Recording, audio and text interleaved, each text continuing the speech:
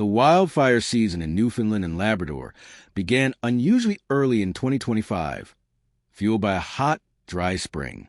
Small Point, Adams Cove, Blackhead, Broad Cove and Western Cove and Conception Bay North, CBN, regions saw significant fire activity in early May.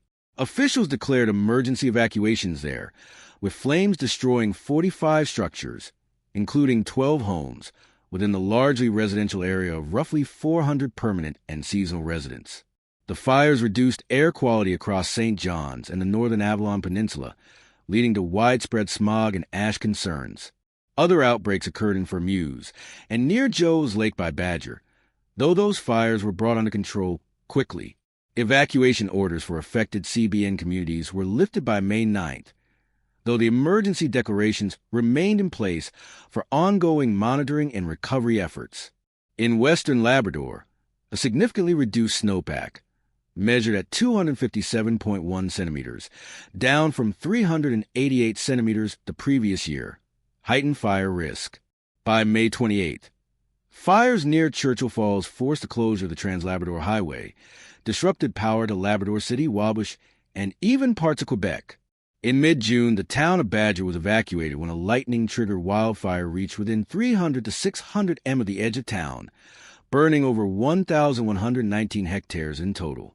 Approximately 800 people registered with the Canadian Red Cross and sheltered at the Joe Burr Memorial Stadium in nearby Grand Falls, Windsor.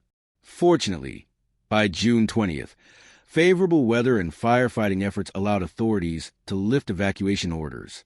The blaze near Chant Harbor on the Bonavista Peninsula, which began on July 14th, grew swiftly to 1,200 hectares, destroying several seasonal cabins before it was contained. These scattered fires remained difficult to access, but highlighted persistent vulnerability across Newfoundland's forested regions. Smoke from the CBN and Labrador fires degraded air quality across much of Newfoundland, as well as Nova Scotia, Ontario, and even into the Midwestern United States, triggering health alerts. In some areas, pollution levels ranked among the world's worst on days in June and July. Residents with respiratory conditions were advised to remain indoors as particulate matter, PM 2.5, spiked. Many evacuees came from indigenous and small rural communities, where infrastructure limitations and visibility issues complicated evacuations.